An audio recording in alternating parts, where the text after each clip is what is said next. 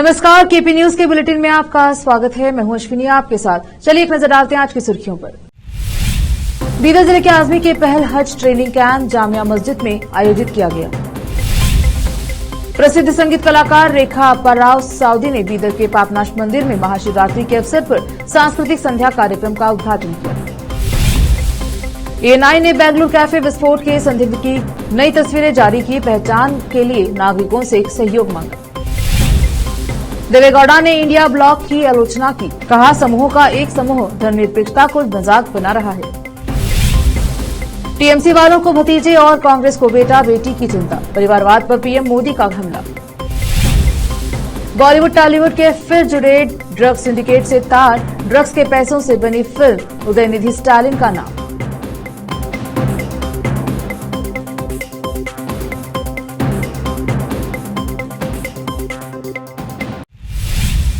अब समाचार विस्तार से। हज 2024 का पहला हज ट्रेनिंग कैंप का आयोजन अंजुमन खादिमुल हुज्जाज द्वारा आज शहर के जामिया मस्जिद में आयोजित किया गया। कैंप में बीदर जिले से सेलेक्ट हुए सभी आजमीन को ट्रेनिंग आदि की दी गई। इस मौके पर कर्नाटक हज समिति के सदस्य सैयद मंसूर खादरी, अंजुमन खादिमुल हुज्जाज के अध्यक्ष सैयद सगीर अहमद, उपाध्यक्ष मोहम्मद अयाजुल हक, जॉइंट सेक्रेटरी मोहम्मद अब्दुल मुख्तार ताज सहित अन्य उपस्थित रहे। कैमरामैन पपुराज का कवरेज। रहमानिर्रहीम। आज आज़ीमीन हज 2024 के लिए यहाँ जामे मस्जिद बीदर में अंजुमन खादिमुल हुज्जाज के ज़ेर एहतमाम पहला ट्रेनिंग कैंप मुनक़िद हुआ। अल्हम्दुलिल्लाह इस ट्रेनिंग कैंप में उलमाए दीन मनासिक हज की अदायगी के सिलसिले में जिससे चाहे जैसी चाहे खिदमत ले। हम अल्लाह ताला के शुक्रगुजार हैं कि अल्लाह तबारक व तआला ने अब तक जो हम ज़िले में हाजियों की खिदमत करते आ रहे थे, आज सारी रियासत के हाजियों की खिदमत का अल्लाह ताला ने मौका दिया है। इस मौके पर मैं तमाम हुज्जाज इकराम से और तमाम लोगों से यही कहना चाहता हूँ कि वो अपनी इबादतों में इखलास पैदा करें और हमारे शहर के लिए, हमारे मुल्क के लिए और तमाम इंसानियत के लिए वो अपनी दुआओं में सभी को याद रखें। अस्सलामु अलैकुम। महाशिवरात्रि के अवसर पर पापनाश मंदिर में आयोजित सांस्कृतिक संध्या कार्यक्रम में नाट्यश्री नृत्यालय के कलाकारों ने सांस्कृतिक छवि बिखेरी। कलाकार रानी सत्यमूर्ति, जो नृत्य कक्ष की अध्यक्ष भी हैं, उनके निर्देशन में उन्होंने 1.5 घंटे तक गणेश स्तुति, गणेश वंदना का गोकर्ण क्षेत्र महात्म्य, नृत्य रूपक, भक्ति गीत, भरतनाट्यम, वचन नृत्य, भांगड़ा नृत्य आदि का प्रदर्शन किया। कला की भव्यता देख जागरण में शामिल श्रद्धालु मंत्रमुग्ध हो गए। उन्होंने तालियां बजाकर कलाकारों का उत्साहवर्धन किया। कार्यक्रम का उद्घाटन करने वाली प्रसिद्ध संगीत कलाकार रेखा अप्पाराव साउदी ने कहा कि यह सराहनीय है कि नाट्यश्री नृत्यालय 16 वर्षों से पापनाश मंदिर में भरतनाट्यम और लोक नृत्य कार्यक्रम का आयोजन कर रहा है। विशेष संवाददाता की रिपोर्ट। 1 मार्च को बेंगलुरु के ब्रुकफील्ड में रामेश्वरम कैफे में आईडी बम विस्फोट की जांच कर रही राष्ट्रीय जांच एजेंसी एनआईए ने संदिग्ध हमलावर की 4 ताजा तस्वीरें साझा की और पहचान में जनता का समर्थन मांगा। एजेंसी ने तस्वीरें साझा की जिसमें संदिग्ध को हल्के बैंगनी रंग की कॉलर वाली टी शर्ट, नीचे से मुड़ी हुई गहरे नीले रंग की जीन्स, काले जूते, एक कलाई घड़ी और एक नीले मास्क पहने हुए देखा गया। ताजा तस्वीर सीसीटीवी फुटेज में कैद है जो उसी दिन रात 9:01 पर ली गई जिस दिन विस्फोट हुआ था। टाइमलाइन के अनुसार यह तस्वीर बल्लारी बस स्टैंड और आसपास के इलाकों में लगे सीसीटीवी कैमरों में कैद है। शुक्रवार को एएनआई ने संदिग्ध हमलावर के 2 वीडियो जारी किए। एक बल्लारी बस स्टैंड के अंदर का सीसीटीवी फुटेज था जिसमें संदिग्ध को विस्फोट के दिन रात 9:01 प्लाजा के आसपास घूमते देखा गया। एक अन्य वीडियो में उसे उसी दिन दोपहर 2:03 पर एक साधारण बीएमटीसी बस KA57 F4233 पर चढ़ते हुए देखा गया। वह शुरू में पिछले दरवाजे के बगल सीट पर बैठता है लेकिन अंततः आखिर पंक्ति में बैठा है। वह 3:40 पर बस से बाहर निकलता है।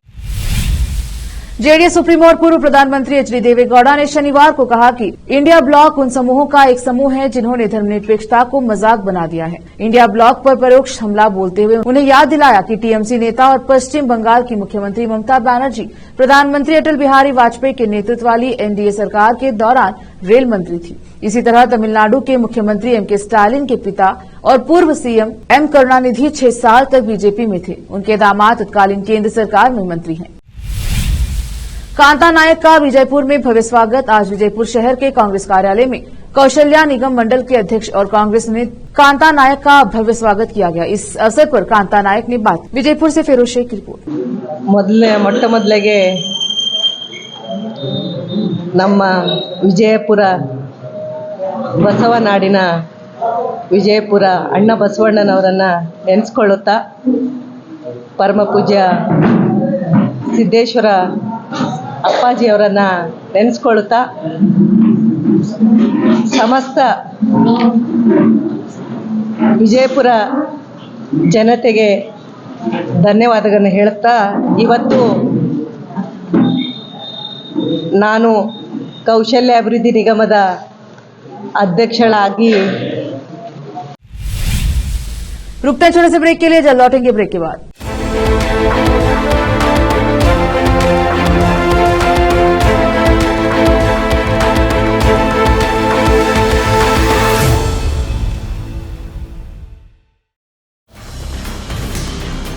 हिंदुस्तान के हर कोने में हम हैं मौजूद। 24 घंटे हालात पर गहरी नजर, खबरों से जुड़े चुपते सवालात और आपको दिखाता है धार्मिक, सामाजिक, राजनीतिक, लोकल और इंटरनेशनल न्यूज की सबसे बेहतर कवरेज जो आपको रखती है हर पल बाखबर। देश और दुनिया भर की खबर के लिए देखते रहें केपी न्यूज 24/7। ब्रेक के बाद स्वागत है आपका। देखते हैं समाचार। लोकसभा चुनाव से पहले प्रधानमंत्री मोदी चुनावी अंदाज में आ चुके हैं। वह पिछले कई दिनों से लगातार राज्यों के दौरे कर रहे हैं। इस दौरान वह हजारों करोड़ की योजनाओं का शिलान्यास और उद्घाटन कर रहे हैं। इसके साथ ही वह जनसभा और रैलियों को भी संबोधित कर रहे हैं, रैलियां भी कर रहे हैं। इन रैलियों में वह विपक्षी दलों पर जबरदस्त हमला बोल रहे हैं। इसी क्रम में प्रधानमंत्री आज पश्चिम बंगाल के दौरे पर हैं। बंगाल के सिलीगुड़ी में एक जनसभा को संबोधित करते हुए पीएम ने परिवारवाद पर एक बार फिर हमला बोला। उन्होंने कहा कि टीएमसी वालों को भतीजे की चिंता है, कांग्रेस वालों को अपने शाही परिवार के बेटे बेटी को आगे बढ़ाना है, लेफ्ट वालों को इन दोनों के साथ तालमेल बनाए रखना है ताकि उनकी भी गाड़ी चलती रहे। इन लोगों को आपके बच्चों की परवाह नहीं है। आपके बच्चों के भविष्य की चिंता करने वाला अगर कोई है तो वो मोदी है, बीजेपी है, एनडीए का गठबंधन है। एनसीबी ने तमिल फिल्म के एक प्रोड्यूसर जफर सादिक को इंटरनेशनल ड्रग्स सिंडिकेट चलाने के मामले में गिरफ्तार किया है। इसकी गिरफ्तारी दिल्ली से स्पेशल सेल की मदद से की गई है। जफर सादिक से पूछताछ में बहुत बड़े खुलासे हुए। पूछताछ में जफर सादिक ने बताया कि इसके तार India, Australia, New Zealand drug control से जुड़े थे। ड्रग्स के इस कारोबार से कमाए गए पैसों को Zafar Sadiq film making, real estate, hotel और अन्य कारोबार में लगा रहा था।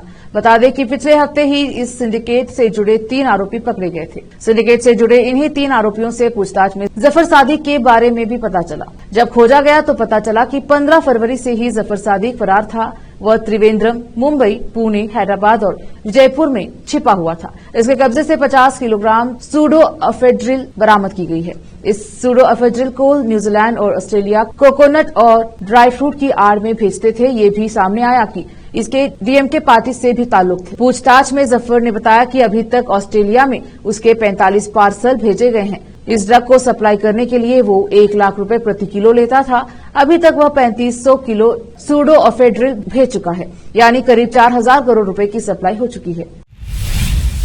पटना में आयोजित एक जनसभा को संबोधित करते हुए केंद्रीय गृह मंत्री अमित शाह ने कहा कि जिन लोगों ने गरीबों की जमीनों पर कब्जा किया है वे लोग अब सजा पाने के लिए तैयार रहें। सरकार एक कमेटी का गठन कर ऐसे लोगों को सजा दिलाने का काम करेगी। अमित शाह ने अपने भाषण आरजेडी और कांग्रेस पर जमकर निशाना साधा। पटना के पालीगंज प्रखंड में भाजपा के अन्य पिछड़ा वर्ग ओबीसी मोर्चा के सम्मेलन को संबोधित करते हुए यह बात कही। अमित शाह ने कहा कि सोनिया गांधी का एकमात्र उद्देश्य राहुल गांधी को प्रधानमंत्री बनाना है, जबकि लालू प्रसाद का लक्ष्य तेजस्वी यादव को बिहार का मुख्यमंत्री बनाना है। शाह ने कहा कि आरजेडी और कांग्रेस दोनों घपला घोटाला करने वाली पार्टी है। आरजेडी ने चारा घोटाला, वर्दी घोटाला, पाइप घोटाला, रेलवे होटल के आवंटन में घोटाला, बालू घोटाला किया और अरबों रुपए की बेनामी संपत्ति बेटे बेटियों के नाम की। कांग्रेस के कॉमनवेल्थ घोटाला, कोयला घोटाला, 2G घोटाला, ऑगस्टा वेस्टलैंड घोटाला, चिटफंड आदि घोटाला किया। अमित शाह ने कहा कि मोदी जी पर एक पैसे के भ्रष्टाचार का आरोप नहीं है। मोदी जी ने 25 करोड़ लोगों को गरीबी रेखा से बाहर निकालने का काम किया है। 80 करोड़ लोगों को 5 किलो मुफ्त अनाज देने का काम किया है। 12 करोड़ गरीबों को शौचालय देने का काम किया है। 4 करोड़ गरीबों को आवास दिए है। अब वक्त एक और छोटे से ब्रेक का, जल्द लौटेंगे ब्रेक के बाद।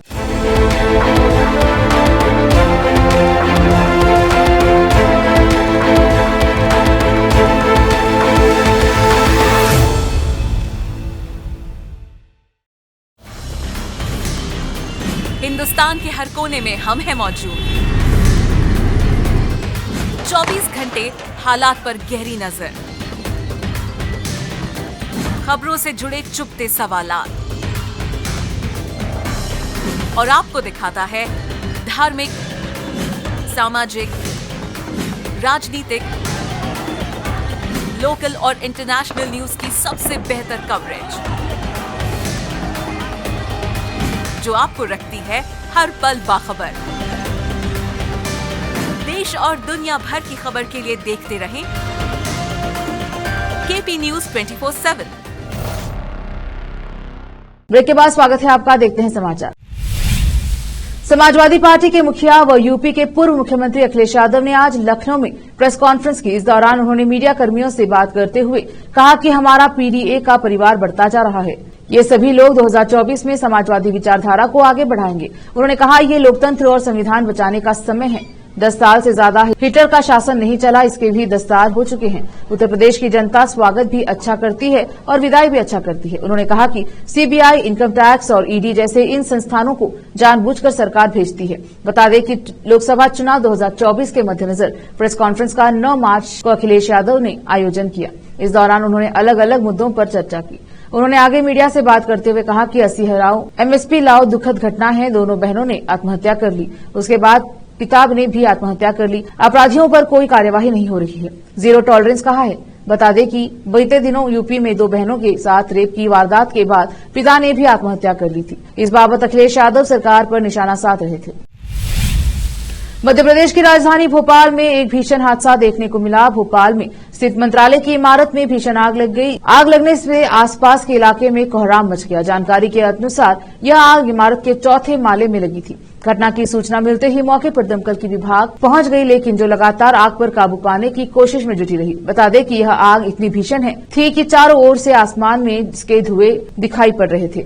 आग बुझाने का प्रयास लगातार जारी रहा। जान माल का नुकसान हुआ है या नहीं, अब तक इसकी स्पष्टता नहीं हो पाई है। बता दें कि 4थी मंजिल पर आग लगने की सूचना जैसे ही लोगों को मिली तो अफरा तफरी मच गई। लोग जल्दी जल्दी में इमारत से अपनी जान बचाने के लिए बाहर की ओर भागते रहे। फौरन इस घटना की जानकारी दमकल विभाग को दी गई। घटना की जानकारी पाते ही दमकल विभाग की टीम ने मोर्चा संभाला और मंत्रालय बिल्डिंग की ओर रवाना हुई। बता दें कि आग बुझाने के लिए लगातार पानी की बौछार की जा रही थी। आग कैसे लगी, इस कारण का अभी तक स्पष्टता से पता नहीं चल पाया है।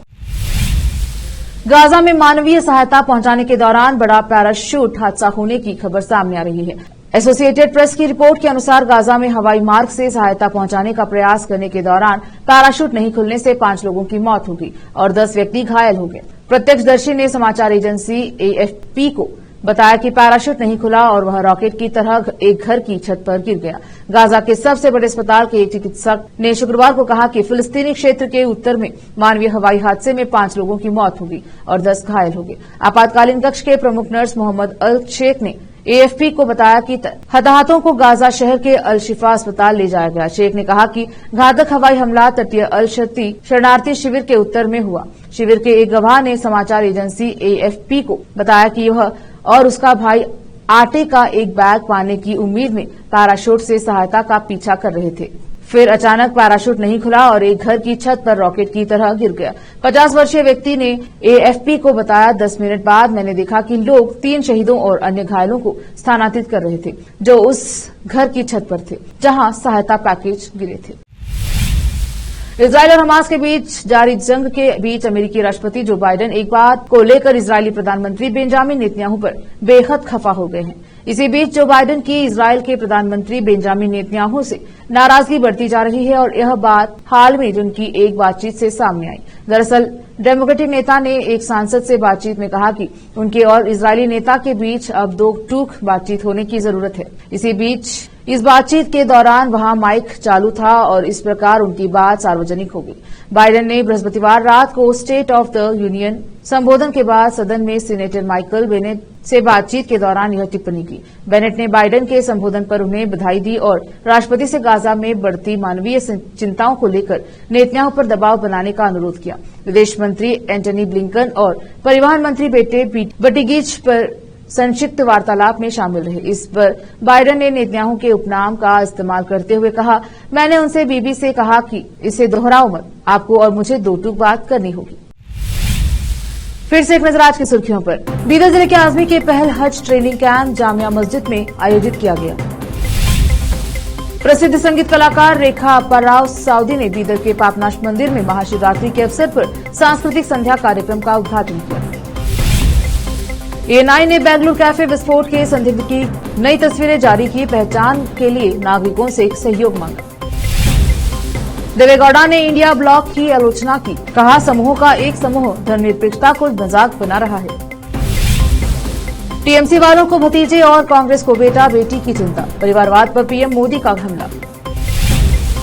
बॉलीवुड टॉलीवुड के फिर जुड़े ड्रग्स सिंडिकेट से तार, ड्रग्स के पैसों से बनी फिल्म उदयनिधि स्टालिन का नाम।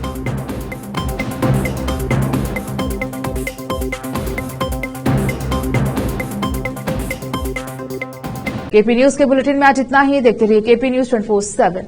धन्यवाद।